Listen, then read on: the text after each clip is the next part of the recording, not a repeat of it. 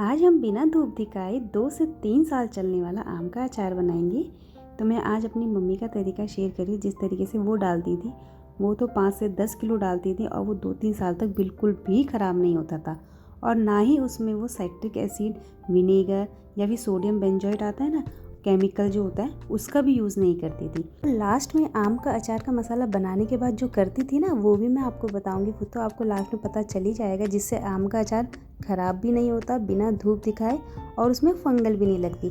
तो चलो फिर उसी तरीके से बनाते हैं। तो जिस तरीके से वो बनाती थी, तो उसी तरीके से हम भी डालेंगे। क्योंकि जब भी हम अचार डालते हैं ना, अधिकतर ऐसा होता है कि धूप आना बंद हो जाता है ना। तो इसीलिए आज डालते हैं। पहले कैरी ले लेंगे, आम ले लेंगे। इनको अच्छे से वॉश करने के बाद इनको कट कर लेंगे। और अगर आप कट नहीं कर सकते घर में, तो मार्केट से ही कटवा के लेकर आएंगे। तो जब मार्केट से कटवा के लाएंगे तो उनको घर लाकर धोएंगे और उसको सुखा लेंगे। यानी कि पंखे के नीचे भी आप उसको रखेंगे तो थोड़ी देर में सूख जाता है गर्मी की वजह से। और फिर इसका अचार डालेंगे। तो इस तरीके से जो ये आम है ना, तो इन सब की मैंने इस तरीके से ये जो गुठली रह जाती है उसको निकाल लेंगे, जो जाली जैसी उसको भी निकाल लेंगे। तो 3 किलो आम लिया है मैंने। इन सबको अच्छे से मैंने धो के कट कर लिया और थोड़ा सा सुखाने के बाद मतलब पंखे के ही नीचे आधे घंटे में ही ये पूरा अच्छे से ड्राई हो जाता है, अगर आप नहीं भी पोंछेंगे तो। बस इस तरीके से इसकी जाली निकाल लेंगे। वैसे भी हमने पहले धोया है, फिर कट किया है, तो सुखाने की ज़रूरत तो है ही नहीं।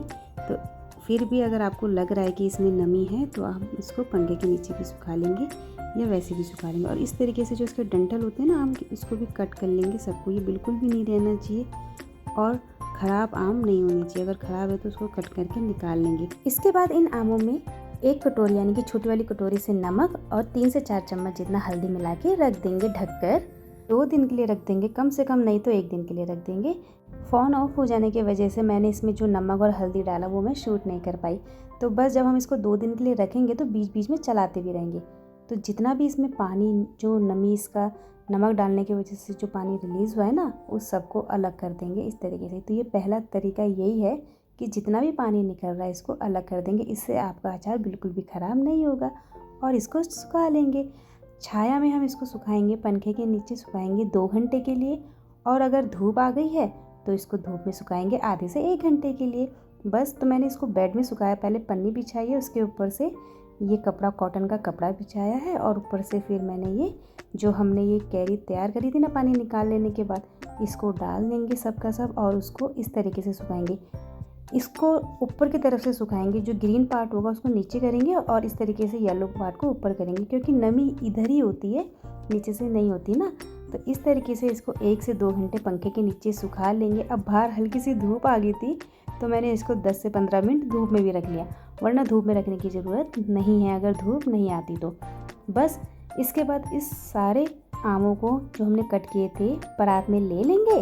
और देखो इस तरीके से सूख गए। अब इसमें कोई भी एक्स्ट्रा पानी नहीं है, अच्छे से ड्राई हो गए। ज़्यादा नहीं सुखाना है, ज़्यादा सुखाएंगे तो बिल्कुल ऐसे हो जाएंगे कि साल भर तक ये अचार सॉफ्ट ही नहीं हो पाएगा। आम का मसाला तैयार करेंगे। इसके लिए पीली सरसों, सौंफ, धनिया, काली मिर्च, मेथी दाना, कलौंजी, जीरा और राई लेंगे। राई आप चाहें तो स्किप भी कर सकते हैं। तो बस जो पीली सरसों होती है ना, वो मैंने 1 कटोरी ली है। इसको हल्का सा ही भून लेंगे, ज़्यादा नहीं भूनना है, सिर्फ हल्का सा भूनना है। और फिर इसके बाद हम इसी में सौंफ डालेंगे आधा कप। इसको भी अच्छे से भून लेंगे। अच्छे से भूनना मतलब अच्छे से गर्म कर लेंगे हल्का सा, और फिर इसको निकाल लेंगे। सूखा धनिया लिया है 3 चम्मच जितना, इसको भी भून लेंगे। मेथी दाना भी इसी में डाल दिया। जीरा, काली मिर्च को भी भून लेने के बाद निकाल लेंगे। इसी में कलौंजी डालेंगे, राई भी डालेंगे। पहले राई डाली, राई को भून लेंगे। राई जैसी हल्की सी चटकी, इसको निकाल लिया। और फिर जो कलौंजी आती है ना काले काले दाने वाली, इसको भी हल्का सा गरम भून लिया और इसको अलग निकालेंगे। क्योंकि जो काली वाली जो ये कलौंजी है ना, कलौंजी बोलते हैं ना इसको, तो इसको हमें पीसना नहीं है इसलिए। और इनको जार में डाल के दरदरा पीस लेंगे। पीस लेने के बाद जब इसको हम निकालेंगे तो जो हमारा पाउडर है ना, इस तरीके से बनेगा दरदरा टाइप का। तो बस मसाला आम का बनके तैयार है। तो इसका हम यूज़ करेंगे। बस ये डाला हमने, कुटी हुई लाल मिर्च का यूज़ किया है। तेल रख दिया गर्म होने के लिए 2 कप जितना। वो हल्का जैसे गर्म होगा तो गैस ऑफ कर देंगे। और ये जो आम का मसाला बनाया था इसको इसमें डाल देंगे। कलौंजी डालेंगे और हींग ज़रूर डालेंगे 1 चम्मच जितना, क्योंकि हींग का अच्छा फ्लेवर आता है ना, इसलिए।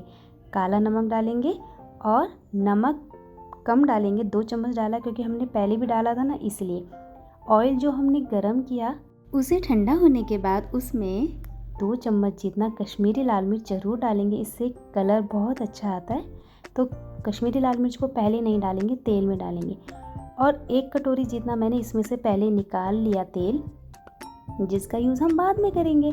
इन मसालों को इस तरीके से अच्छे से मिक्स कर लेंगे। फिर जो बचा हुआ तेल है उसका भी यूज़ कर लेंगे, जो पैन में बचा है। तो फिर इसको डाल लेने के बाद अच्छे से मिक्स कर लेंगे। बस अब जैसे ही मिक्स हो जाएगा अच्छे से, मसाले अचार में अच्छे से कोटिंग हो जाएगी, तो हम इसको कवर करके रख देंगे। पहले इसको कपड़े से कवर करेंगे ताकि इसमें जो भी नमी और जो बची होगी ना, वो 1-2 दिन में मसालों के उसमें जो नमी छोड़ेगा तो मसाले उसमें अच्छे से कवर अप हो जाए। बस इसको ढक के मैंने रख दिया। तो इस तरीके से बना हुआ अचार ज़्यादा टेस्टी होता है। तो 1 दिन बाद इसको देखेंगे तो मसाले अच्छे से कोट हो चुके हैं, बिल्कुल अच्छे से उसमें चिपक चुके हैं। तो बस अब हमारा आम का अचार बिल्कुल रेडी है। अब इसे हम बरनी में भरेंगे। तो लेकिन जो मार्केट वाले होते हैं ना, वो लंबे समय तक अचार ख़राब ना हो इसमें साइट्रिक विनेगर या सोडियम बेंजोएट का यूज़ करते हैं, लेकिन हम इसका यूज़ नहीं करेंगे। अगर आपको करना है तो आप कर लीजिए, पर वो अच्छा नहीं होता है। हम क्या करेंगे, इसको लंबे समय तक बचाने के लिए ख़राब होने से, जो हमने 1 कटोरी ऑयल निकाला था ना, ये मिर्च वाला, कश्मीरी लाल मिर्च वाला, तो इसको हम बरनी में अच्छे से धोने के बाद, सुखाने के बाद बरनी को इस तरीके से चारों तरफ डाल देंगे और फिर हम इस अचार को इसमें भरना स्टार्ट करेंगे। इस तरीके से करेंगे तो अचार कभी भी ख़राब नहीं होगा, क्योंकि मम्मी हमेशा ऐसे ही करती थी। ये सोडियम बेंजोएट का तो यूज़ करती ही नहीं थी, कभी देखा ही नहीं था हमने कि ये भी, इसका यूज़ भी इसमें होता है करके। अगर आप यूज़ करना चाहते हैं तो कितना करेंगे, 1 किलो में 1 ग्राम, 2.5 किलो में 2.5 ग्राम जितना यूज़ करेंगे।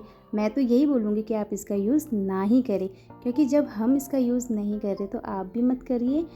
जब हमारा अचार ख़राब नहीं हो रहा तो आपका क्यों होगा, इसलिए डरना नहीं है। अच्छे से बस गीले हाथों को नहीं लगाना है, आम कहीं से ख़राब नहीं होना चाहिए, इस बात का ध्यान रखना। अच्छे से फुल कर देंगे बरनी को ताकि इसमें एयर ना जा सके। और जो 1 कटोरी ऑयल हमने पहले निकाल दिया था उसको भी इसके ऊपर से डाल देंगे। इस तरीके से जो ऑयल ऊपर डालते हैं ना, तो ऐसा बना हुआ अचार सालों साल ख़राब होता ही नहीं है। आम नीचे जाते रहेंगे, ऑयल ऊपर आता रहेगा। तो आप भी इस तरीके से बनाइए। और अगर मेरी वीडियोस अच्छी लगती है तो प्लीज़ लाइक शेयर सब्सक्राइब कीजिए।